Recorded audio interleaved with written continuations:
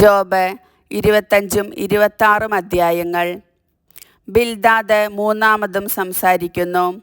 ശൂഹ്യനായ Bildad പറഞ്ഞു, ആധിപത്യം ദൈവത്തോടു കൂടിയാണ്. എല്ലാവരും അവിടുത്തെ ഭയപ്പെടുന്നു. അവിടുന്ന് ഉന്നത സ്വർഗത്തിൽ സമാധാനം സ്ഥാപിക്കും. അവിടുത്തെ സൈന്യത്തിന് കണക്കുണ്ടോ?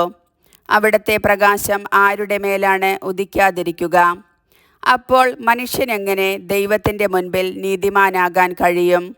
സ്ത്രീയിൽ നിന്ന് ജനിച്ചവൻ എങ്ങനെ നിർമ്മലനാകും?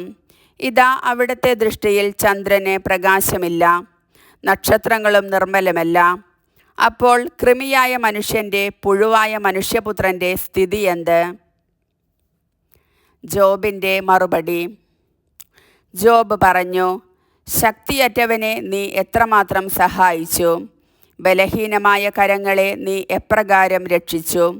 ബുദ്ധിഹീനനെ നീ എപ്രകാരം ഉപദേശിക്കുകയും എത്ര ഉദാരമായി യഥാർത്ഥ വിജ്ഞാനം പകർന്നു കൊടുക്കുകയും ചെയ്തു. ആരുടെ സഹായത്തോടെയാണ് നീ വാക്കുകൾ ഉച്ചരിച്ചത്? ആരുടെ ചൈതന്യമാണ് നിന്നിൽ നിന്ന് പുറപ്പെട്ടത്? അധോലോകത്തിലെ നിഴലുകൾ വിറകൊള്ളുന്നു, ജലവും അതിലെ ജീവികളും പ്രകമ്പനം കൊള്ളുന്നു. പാതാളം ദൈവത്തിൻ്റെ മുൻപിൽ അനാവൃതമായിരിക്കുന്നു.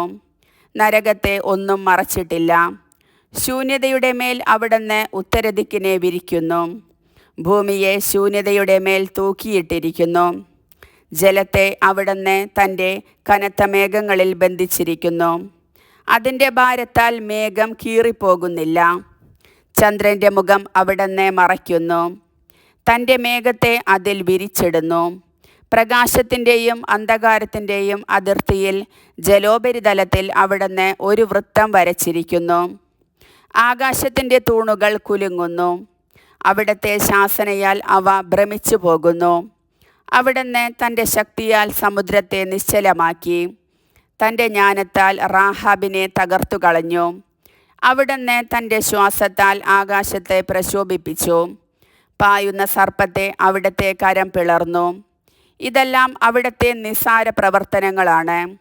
അവിടുത്തെ പറ്റി എത്ര നേരിയ ഒരു സ്വരം മാത്രമാണ് നാം കേട്ടിട്ടുള്ളത്. അവിടുത്തെ ശക്തിയുടെ ഇടിമുഴക്കം ആർക്കു ഗ്രഹിക്കാൻ കഴിയും? കർത്താവിൻ്റെ വചനം.